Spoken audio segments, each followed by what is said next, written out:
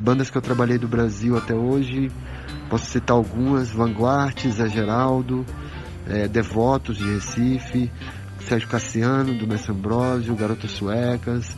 No Sesc Pompeia, no Prata da Casa, eu realizei shows para o Silva, para o Dorgas, para o Cícero, para o Madri, que era a banda do Adriano Sintra, que era do Garotos do Cansei de Ser Sexy, e da Marinha Gasolina, que era da Bonde do Rolê.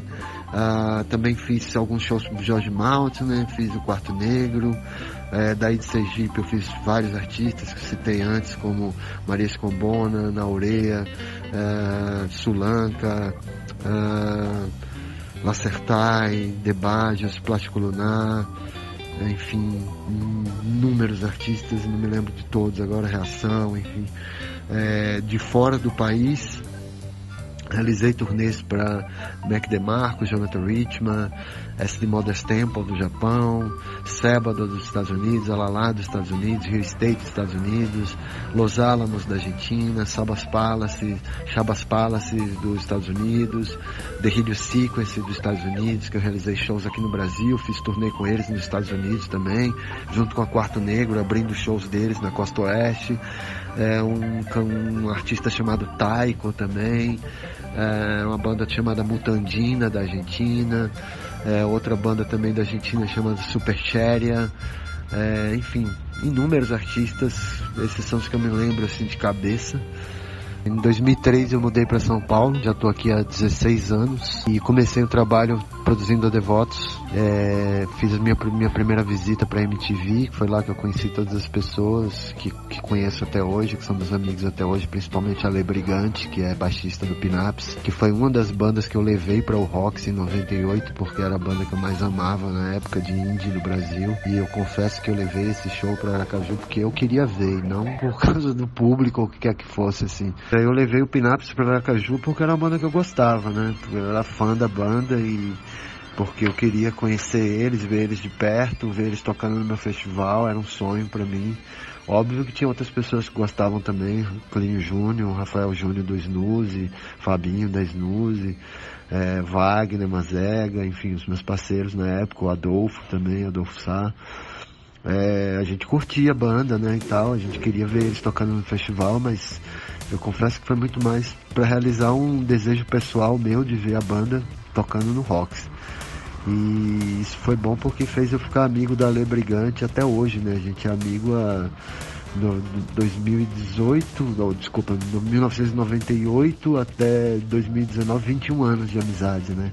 Então é uma pessoa que eu amo muito, respeito muito, tenho como minha madrinha no rock, pessoa que me ajudou muito, muito mesmo, abriu muitas portas para mim, seja na MTV, seja fora da MTV.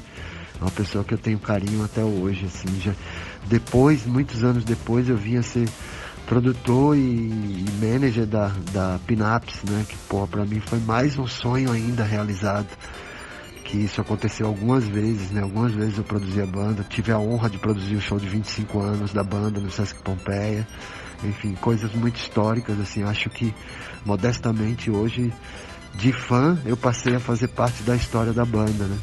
Então, tipo, pra mim é uma honra imensa ter feito o primeiro show do Pinaps em Aracaju, e talvez o único, e ter sido amigo deles e ter continuado essa amizade até hoje, que já dura 21 anos, né?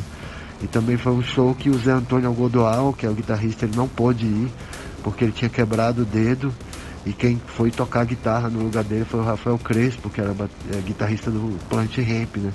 Então tornou o show mais histórico ainda, porque da formação do Pinaps na época tinha a Eliane na guitarra, tinha o Flavinho na bateria, a Lê Brigante no baixo e no vocal, e o Rafael Crespo do Planet Hemp tocando guitarra, substituindo o Zé Antônio, porque o Zé Antônio não pôde comparecer nesse show, né?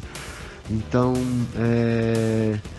de bandas o que é que eu já fiz e o que é que eu faço até hoje, bom, durante esses 23 anos trabalhando com música, né, comecei em 96, eu desenvolvi carreira de muitos artistas, trabalhei com muitos artistas, a maioria dos artistas de Aracaju eu trabalhei, poderia dizer que da velha guarda até hoje eu trabalhei com, sei lá, 70% a 80% dos artistas de Sergipe. Aqui em São Paulo eu sempre busquei importar os artistas de Sergipe, trazendo para cá, para São Paulo, né, para poder apresentar a música sergipana aqui para o resto do Brasil. Fiz muitos shows aqui no Sesc Pompeia, no Sesc Belenzinho, na Virada Cultural, muitas coisas no Centro Cultural São Paulo também, sempre tentando valorizar a música sergipana e colocar a música sergipana em evidência, né? Já realizei muitas noites sergipanas, já promovi muitos artistas como Lacertai, como Debajos, como Couto Orquestra, Maria Escombona, Naureia, Plástico Lunar, enfim, vários artistas da época, dos anos 90, 2000, depois dos anos 2000 também. Mas depois eu comecei a trabalhar com outros artistas nacionais, né? E aí comecei a desenvolver um pouco mais a minha carreira. Em 2006 eu realizei um projeto com a MTV, que foi meu primeiro projeto com a MTV, que foi um programa que eu elaborei, criei e fiz a direção, a produção executiva, né? Que foi o MTV Bandeirantes na Estrada. Teve a produção executiva minha e a concepção também do programa toda foi minha. E nesse programa foi onde eu lancei 6 bandas, coloquei 6 bandas dentro de um ônibus que era patrocinado pela empresa de ônibus na época. E a gente saiu de São Paulo com 6 bandas, uma equipe da MTV dentro. Fomos viajando até Recife, fizemos Recife, depois fizemos Paraíba.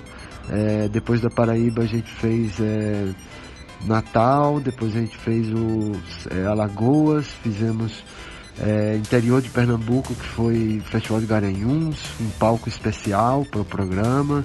Depois a gente fez um show em Aracaju, histórico também, e foi no antigo Tequila Café ali na Orla.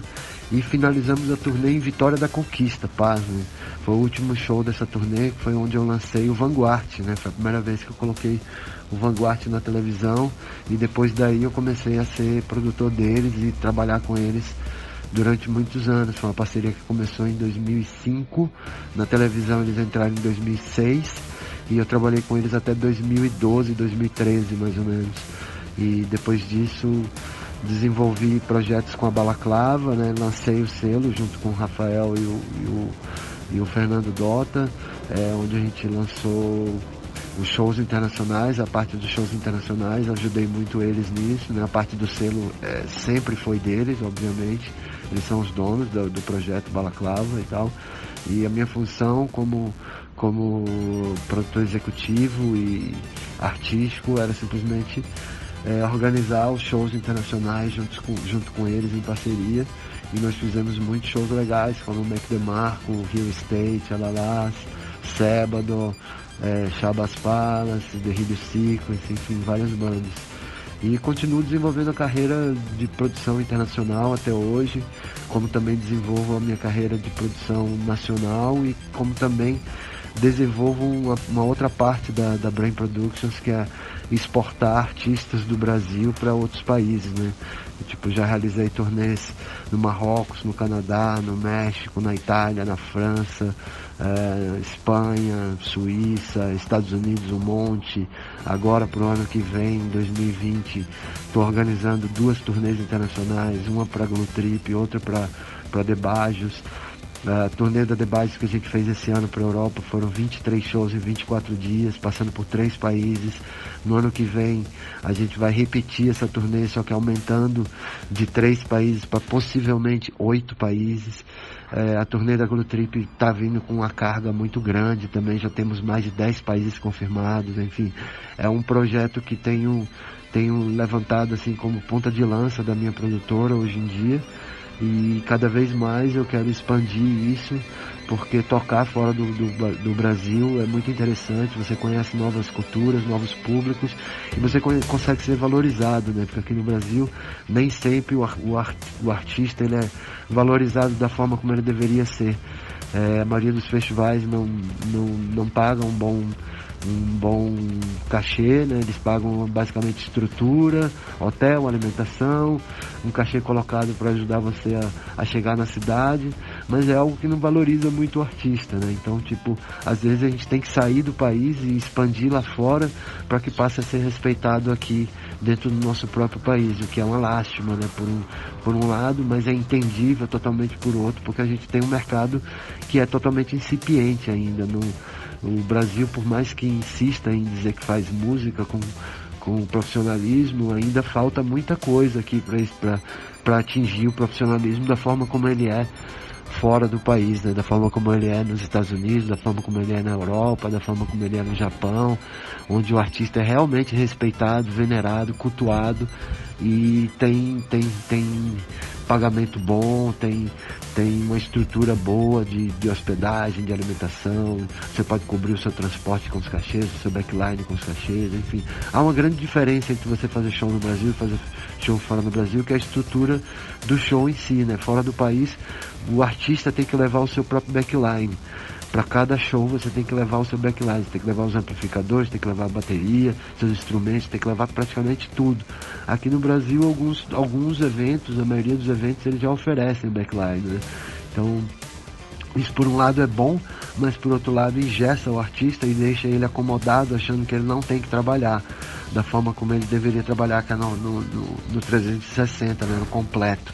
Ele tem que trabalhar em todos os campos, ele não tem que só subir no palco e tocar, ele tem que também carregar os instrumentos dele, ele tem que carregar o amplificador dele, enfim, ele tem que colocar o pé no chão também, para que ele não fique com aquela aura de diva, com aquela aura de lacração, que acho desnecessária em muitos momentos. Eu acho totalmente desnecessário isso, né? O artista, ele tem que ser do it yourself, ele tem que fazer a música dele acontecer e ser respeitada porque ele faz com que ela aconteça, e não porque ela é ventilada por uma assessoria de imprensa ou por um jornalista A, Y ou B que falou bem, e aí o produtor e o empresário do artista usa aquilo como um carimbo e tal. Eu não sou contra isso, obviamente, eu trabalho também com esse tipo de forma, mas eu acho que o artista, ele tem que trabalhar sob todos os prismas do que é a profissão dele, e a profissão dele envolve não só o glamour da profissão, como também o suor da profissão dele, né?